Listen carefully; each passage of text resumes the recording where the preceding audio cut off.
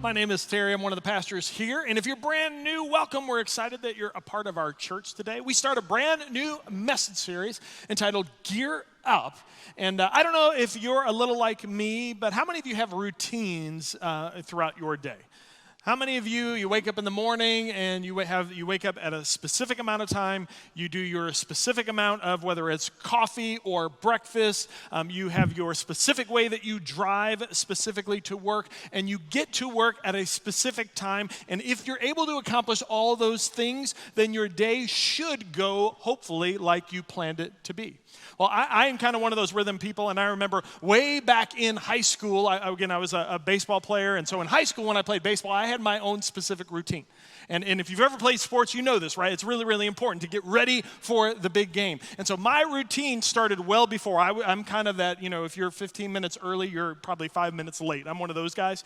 And I remember sitting there, and my routine existed of getting ready, and then you had to have your tunes, right? Your favorite music. And so for all of you under the age of 30, like we had these things called CDs, and they were incredible, and you had a CD player in your room. And so I used to go ahead and take the CD, and so I had specific song lists that I had to get dressed to in order to prepare for the game. And so Milli Vanilli's Blame It on the Rain, I'm telling you, pretty amazing. And so I used to rock out to Blame It on the Rain. And if you're under the age of 30, Milli Vanilli, not who they thought they were or anything, but still, great song. But anyway, I used to play that. And then I had a specific song that I had to have teed up in the car on the way to the game. If you've ever listened to Level 42, Something About You, go ahead and Google that. And some of you are like, who is that? Yeah, that's a little wiser in years. But man, I'm telling you, it was a banger, amazing song. Get in there, drive into. And then I would be the first at the field, and I would go out to the outfield, and I would sit there, and I would have over an hour to sit there and stretch and get ready and prepare. And I went through a whole bunch of different routines. When the national anthem was played, you never step on the chalk on the field. If you did that, then the bad things happen when you do that. By the way, that's still true today. If you ever watch a Major League Baseball game, they don't step on the chalk. You'll just kind of notice that. Anyway, and if I were able to do that, I was going to have a good game. Well, I remember there was one day where all of a sudden, for whatever reason, I got picked up late, I got driven home, and I had to rush. And then my CD player didn't work. And then all of a sudden I had to get the car that I had the song, the CD, because again, you had to have the CD to play the song. I know it's weird. But that car, we didn't have that car to go ahead and drive to the game. So I didn't get either of my tunes. I got to the game late. I didn't have time to throw appropriately. I made 3 errors. I struck out 4 times that game. I will never forget it. So routines matter in life. And today what I'm really excited about is we're going to talk about a routine that I think if you're a follower of Jesus in this room, there's a routine that we're supposed to do. But I would venture to say many of us in this room, we don't even think about it. I know I don't think about it often. We just get into our natural human routines, and we forget that we have a responsibility that we're charged with as followers of Jesus that we're supposed to do each and every day, and we don't think about it, and we're not prepared. And if it's true, like my example, then we're facing life, and we could make 3 or 4 errors and strike out 3 or 4 times. And so today I'm excited because there's a guy by the name of Paul, and what Paul's going to do is if you're not a Christian, Paul wrote most of the New Testament, and he traveled all throughout the Middle East, and he shared and with these ecclesias. Ecclesia is gathering. Ecclesia is the early church. And so he was charged with forming these ecclesias and then charging them and teaching them and what it means to be a Christian. And so there's a church in modern-day Turkey called the church at Ephesus. And in this church, he really kind of grew it. He preached to it, he shared with them, and he's going to get to a place in this church where he's going through a whole long thing. If you think I talk a lot and you zone out a little bit, I can imagine if you kind of read this whole book in Ephesians, if you read it, you kind of see that Paul's going to say, all right, now this is how you do this, and this is how you do this. And if it were me and I was in there, I'd be paying attention for a little bit, and then I'd start to zone out a little bit, and I'd be like, all right. And then what I love is that then Paul, he's going to go ahead and he's going to see me, a knucklehead, sitting there, and I'm starting to zone out, and he's going to be like, all right, fine. You're nodding off, but there's something really important that I want you to understand. So wake up, okay? Just like I tell our church all the time, wake up, this is important. He kind of did this. And so in Ephesians chapter 6, beginning in verse 10, here's what he's going to do. He's going to say something. It's a transitional word. We're going to see it in a second. And then he's going to tell us of a routine that we're supposed to do so that we can have success in life as followers of Jesus. So if you want to be a follower of Jesus, if you're interested in being a follower of Jesus, if you are a follower of Jesus, we're supposed to put this routine in practice so that we can have success. And if you're not a Christian, I want you to watch and you can glean for yourselves. Is this something that I should even attempt to do or even try to do? And we're going to unpack that today as we gear up throughout the summer of what it means to be a follower of Jesus. So, he's talking to everybody, and then all of a sudden he says, all right, Terry's fallen asleep. And in Ephesians chapter 6, verse 10, he says this. All right, finally. Now, let me ask you a question. How many of you, like when you're there and the pastor's going on and you're just really exhausted and just that, and then all of a sudden you say, all right, last point. And you're like, thank God, okay, all right. It's kind of this moment. And it's like, all right, finally. But what's really important is that in the original language, this is kind of like a charge. It's kind of like, all right, you've heard all this, but this is really important. So if you forget anything else I say, I want you to understand this. And so he says, finally, and he continues and says this, be strong in the Lord and in his mighty power. Now, pause. If you're not a Christian, we Christians, we read that and we're like, okay, that's great. Okay, nothing really foundational here. Awesome, keep going. But let me ask you a question. What does it mean to be strong in the Lord? Because really what I think Paul was doing is he was setting it up and said, finally, I want you to be strong in the Lord. And everybody in the room is like, yeah, gotcha. But what does the original language mean? Like if I were to say, are you strong in the Lord? I think a lot of us would say, well, I do this, I do this, I do this, I do this. And your 4 do thises are different than somebody else's 4 do thises. Does that make sense? Really, really good at the English language. If you're an English teacher, I apologize. You're just going to get used to me, using this. But the bottom line is we all have a bunch of do thises, but we don't really understand which do thises actually make what it means to be strong in the Lord. Well, in the original language, what Paul was really saying is, look, I don't want you to waver. So he says, be strong in the Lord. And in essence, he's saying, now don't waver. Well, waver from what? What do you mean, Paul? And what he really is saying is that all of us, and you hear me at this church say it all the time, you have a purpose. And if I were to ask everyone in this room, do you know your purpose? I think a lot of people in this room would say, yes, I know my purpose. But I think some of you would say, I don't know what my purpose is. So what is our purpose? And when I talk about gearing up, when as a baseball player, you go up and you go into battle. And so for some of us, you might think, is our battle as Christians, and let's take it into the world today. You hear a lot, if you're not a Christian, sometimes you accuse the church, or rightfully so, you accuse Christians because you see it online, you see it on social media, you see Christians fighting. Like, that's it, take to the streets, let's go get them. And you see Christians acting in such a way where you're like, that doesn't look like Jesus. How many of you have never looked like Jesus one day? And so when I talk about what's our purpose, some of us think ourselves is like when we get to a place where we're just, we've had it, we think the purpose is to fight. Let's go fight. Let's do it. This world is, if not a Christian, watch this. Many of us Christians were like, this world is crazy. This world is out of control. And so we as Christians, we need to fight.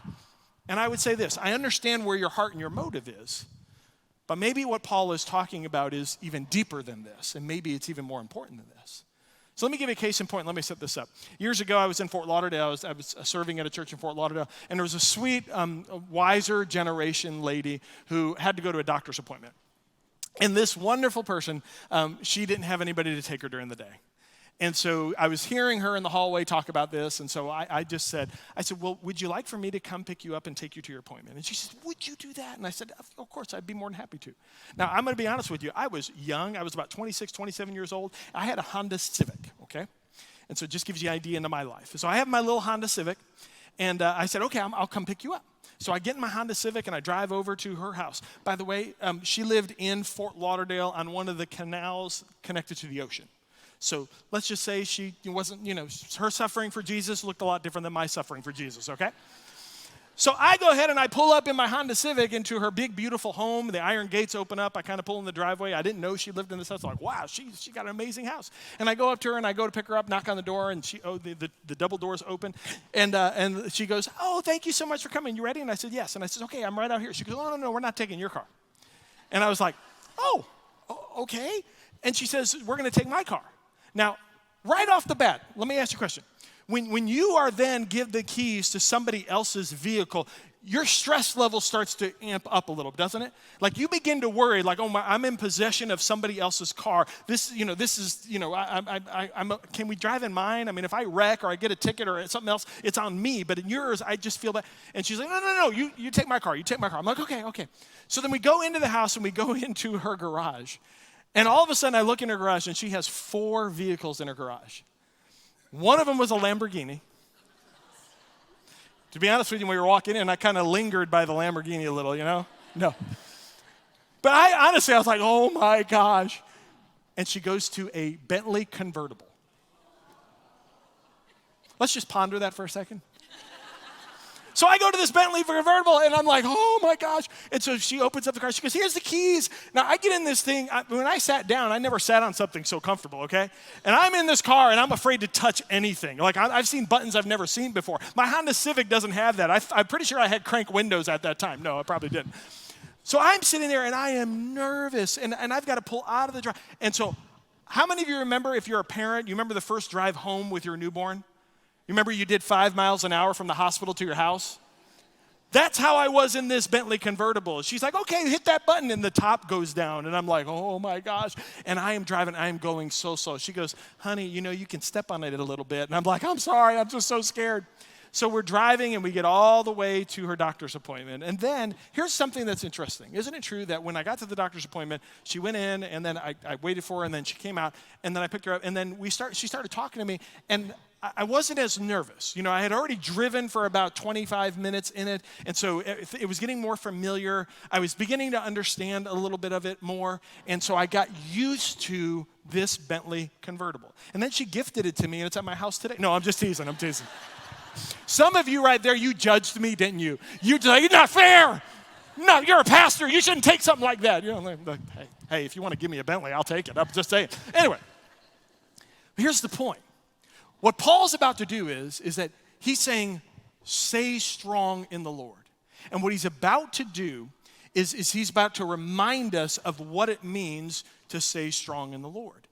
And what's interesting about this is that when you read the language, and here's the point, many of us as Christians, we think it is by our power that we're strong in the Lord. Many of us think that it's like, I've got to do this, I've got to do this, I've got to do this. Many of us judge other Christians by, do they do this, do they do this?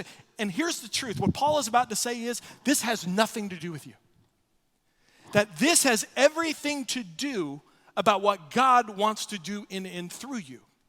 And the real issue is whether you're going to sink in and rest with the idea that he is with you, that he has a purpose for you, and that all he wants to do is he wants to use you in an incredible. That's what it means to be strong in the Lord. It's almost like many of us, when we get into Christianity, it's like that new Bentley. It's like we sit there and we're like, okay, I don't want to mess up. Oh, I messed up. God doesn't even want to talk to me anymore. I can't do anything. I'm a terrible person. I can't be a Christian. Other people have seen me do this. I just give up. And it's like that Bentley. It's like, I don't want to touch the wrong button. I don't want to do the wrong thing. I just don't even want to be in this. And the reality is that when you learn that what it means to be strong has nothing to do with you, and it has everything to do with trusting him, and if you do that on a consistent basis, you begin to realize and you begin to rest in Jesus' Bentley.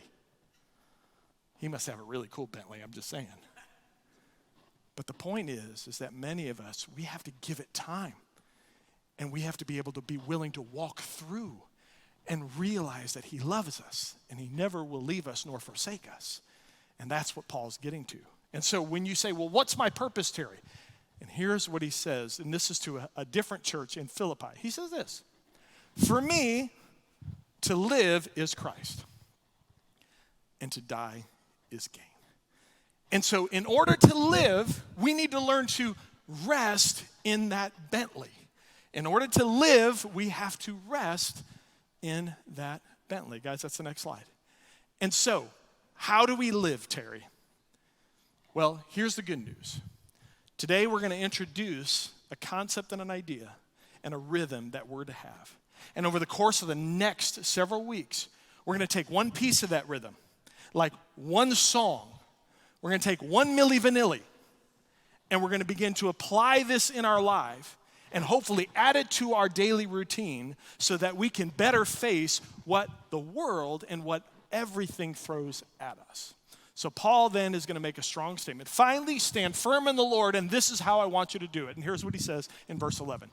Put on the full armor of God so that you can take your stand against the devil's schemes. Now the thing, remember what I told you, he says put on the full armor of who? Put on the full armor of God. You see, many of us, we think that it's our armor we put on. I've got to do something. And if you look at this picture, this is a picture of the type of armor that Paul was speaking about. Now, let's be honest. How many of you, when you saw armor, you thought of like a knight from the medieval times? You thought that, right? Well, this is a different type of armor, and this is and if you've been a Christian for a while, this is something that you probably don't know, so wake up and then you can go to sleep, okay? But here's the truth. Many of us think that it's clunky, heavy armor. It wasn't. What Paul was saying is put on this chainmail. Now, what you need to know is that this was called Lorica Hamata or Lorica Segmenta. The two different titles for it, but what that basically means is it's a lightweight chainmail armor. And you might say, well, what's the difference? The difference is there's a big difference between Roman armor and Christian armor, and I'm going to explain in just a second. So the lightweight chainmail was meant to be flexible, was meant to be able to be used in battle. It was to give flexibility to the soldiers. In medieval times, it was far different. It was clunky, right? It was protective. It was heavy. If you got hit with something, it was to protect you. But watch what happens. Armor in our human sense was always designed with one purpose. And Roman armor was the same way. Even though it was chainmail, it was meant to keep a soldier from dying. And I think a lot of us, when we say, put on the full armor of God, many of us think, Terry, we're to put this armor on so that the devil can't defeat us, so that we won't die, so that we won't get hurt. That is not what Paul's saying. In fact, it is nowhere near what Paul's saying. He is not telling us that we have to put on armor to protect us from dying. What he's saying is, I want you to put on this armor so you can fulfill your purpose. And so Christian armor is to keep the faithful alive in Christ. Do you understand the difference? It's a big difference. There's a big difference between keeping from dying and doing all you can do to live to the fullest. So Paul is saying, look, if you put this armor on, your life's going to be incredible. You're going to experience so much because it's not your armor. You're putting on God's armor. And when you do that, it's amazing. Well, Terry, how do you know this for sure? Because do you remember what I told you that he told the church in Philippi? Take a look again. He said this, for me to live is Christ and to die is what? Gain. So Paul's not telling you to put the armor on to protect you from dying. Why? Because, hey, if you die, it's okay. You're going to be with Christ. So putting on the armor of God is not meant to keep us from dying. Putting on the armor of God is meant to keep us alive in Jesus Christ. Now, if you could figure that one out and you could write that one down and you can keep that in your notebook, boy, it's amazing, an incredible difference. But Paul continues, and I want you to see this. In Ephesians chapter 6, verse 12, take a look. He says, for our struggle is not against flesh and blood, but it's against the rulers, against the authorities, against the powers of this dark world, and against the spiritual forces of evil in the heavenly realms. Now, let me ask a question to all of our married couples in the room, okay? If you're single, pay attention. How many of you have ever gotten into an argument or a little spat with your spouse? Raise your hand. Some of you are all chicken. You're just like, I've never argued with Pookie Bear. We don't ever yell. It's just perfect. It's just wonderful. Liars. So, if you've ever gotten to that, how many guys, let me talk to you for just a second, okay? How many of you have all of a sudden know that you're in trouble? And all of a sudden you're hearing, you're hearing the escalation in the language, and you're hearing you know that, I don't even know what she's saying right now, but I'm in trouble. And how many of you get to the end of maybe receiving the first part of the future spat, because you don't even realize you're in the spat right now, and now you're in it. And how many of you have ever sat there and gone, okay, I don't know why I'm in trouble. I don't understand what's going on. I didn't understand what just happened. I don't know what to say next. I don't know how to get out of this. I'm just really confused. And I only say that because from a counseling perspective, there are many times I sit on the couch and we have couples that come in, and all of a sudden I will sit there and I will say, well, give me an example of something that happened. And one of the individuals, whether it's the guy or the girl, will say, well, the other night we got into an argument about this, and I couldn't believe, and and then she'll say, well, you tell him. And then all of a sudden they start to tell me, and they say, and then she got mad at me because of this. And they look at him and go, that's not why I was mad at you. And they look at her, that's what it was about. And you realize communication and understanding. And here's the point. What Paul really is saying is this, is that many of us, we think that in this world, we see exactly what's going on. That we know what the battle is. That we know what the difficulties are. And the truth of it is, and here's something if you're new to Christianity, the more that I know, the more I don't know.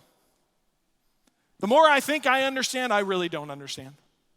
And that's what Paul's getting at, is to saying, you have no idea. There are forces, there are enemies, there are things happening behind the scene that you don't even realize. And if you rest and you think you've got your arms around it, you think you understand what you're facing, you really don't know this.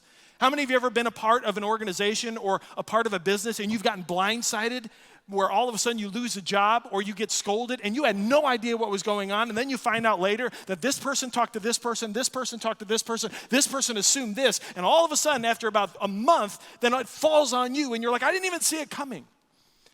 Well, that's what Paul's saying. In life, we're going to see this as a Christian. Another example, have you ever seen a temper tantrum from a child?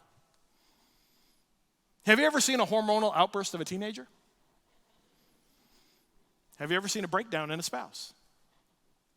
If you've seen any of those, you know this. It's not at face value, right? There's something going on inside. If it's a child throwing a tantrum, it's because they lost their toy. It's because they're hungry. It's because they're tired. There's something deeper going on. If it's a hormonal teenager, then you know this, that they're going through a stage in which they are trying to get a hold of their bodies and understand this world, and their minds and their bodies are going through changes that you can't even expect, and so patience is needed. And a spouse going through a breakdown doesn't have anything to do with what's happening today. It has everything that what happens to do with what preceded it. And so Paul is trying to give us an idea of what it means to survive and thrive in the Christian world. So, I'm going to have fun with you all today, okay? You might not know this. How many of you like survivor shows?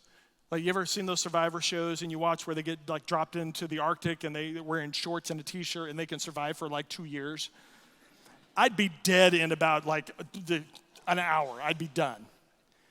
But do you know that survivor specialists, they actually tell survivor, they said, look, if you get in trouble, then you need to look for signs. Because if you notice your body going through certain things, then it's a clue that something serious is happening to you and you need to seek help immediately.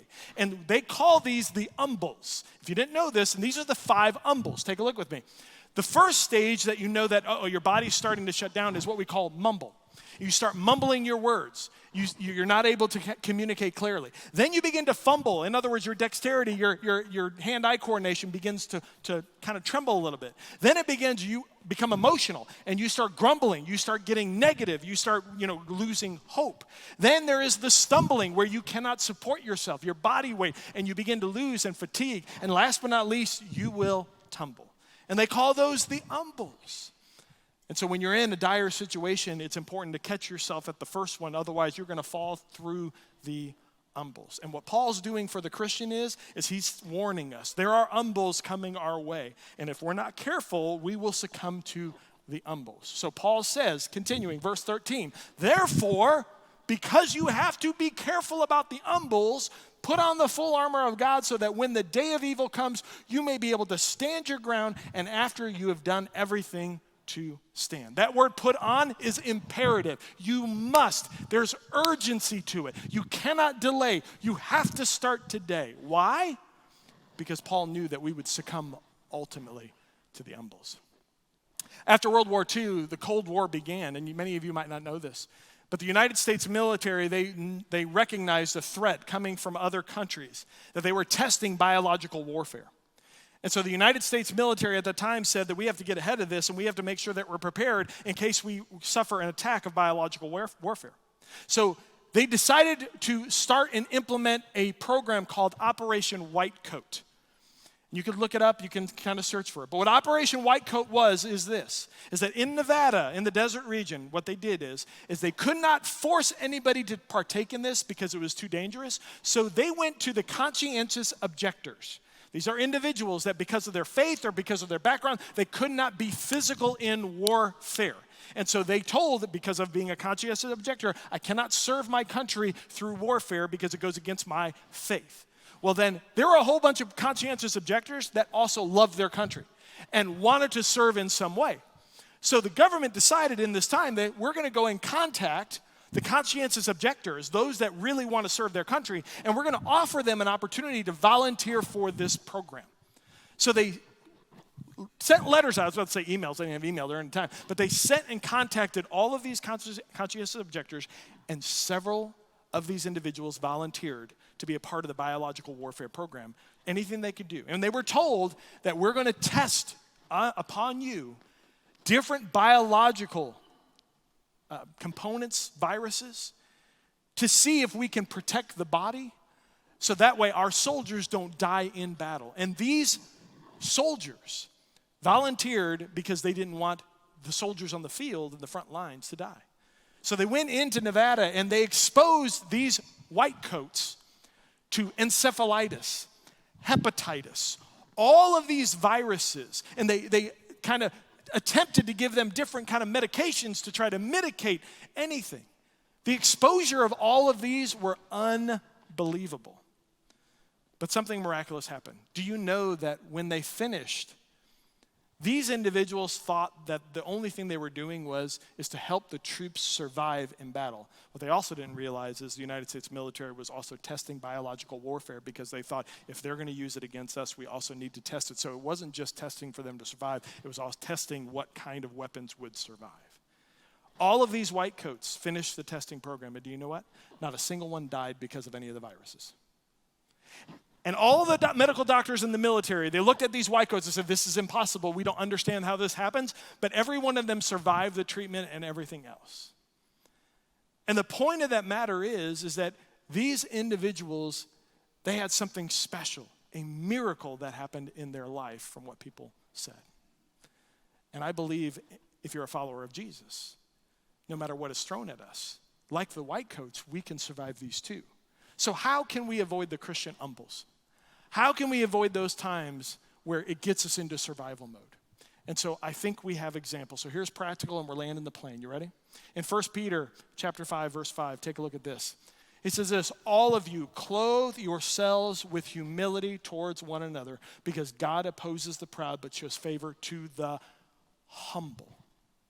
And so if you want to survive, the first thing that you have to do today as we prepare to gear up and put on the full armor of God is we have to put on humility. We have to put on humble. It means that every guy in this room that is either a boyfriend or a spouse, you need to practice humility. That means every wife or girlfriend needs to practice patience and humility. 1 Peter 5, 5-6, it continues, said, humble yourselves, therefore, under God's mighty hand, that he may lift you up in due time. You see, the answer to the umbles is another umble, and it's humble. And a lot of us in this room need to remember that today, because we've been clothed and robed in white. We have been robed in white. We've been robed in righteousness. Not to stand in fear to keep us from dying, but to go boldly without fear and to fulfill our purpose.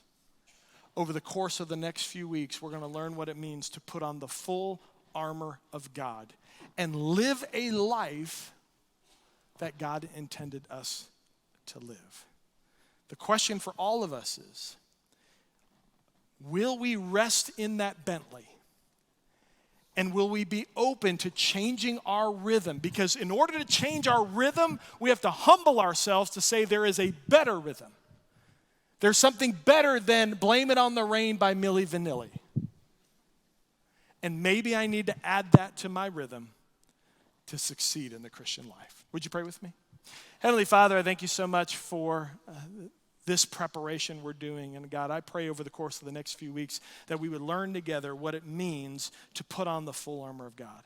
and that we would put those 2 belts on. We would put that armor on, not to keep us from dying, but that we may live an incredible life. So for the individual in this room, God, that is afraid of you or hasn't talked to you or wonders where they stand with you, God, may you remind them of that Bentley conversation, and may they know that it's nothing that they do. It's humbling themselves and opening their hearts and saying, God, use me. And when we humble ourselves, you can do incredible things. So we love you today and we bless you. Dear Jesus, in your precious name we pray.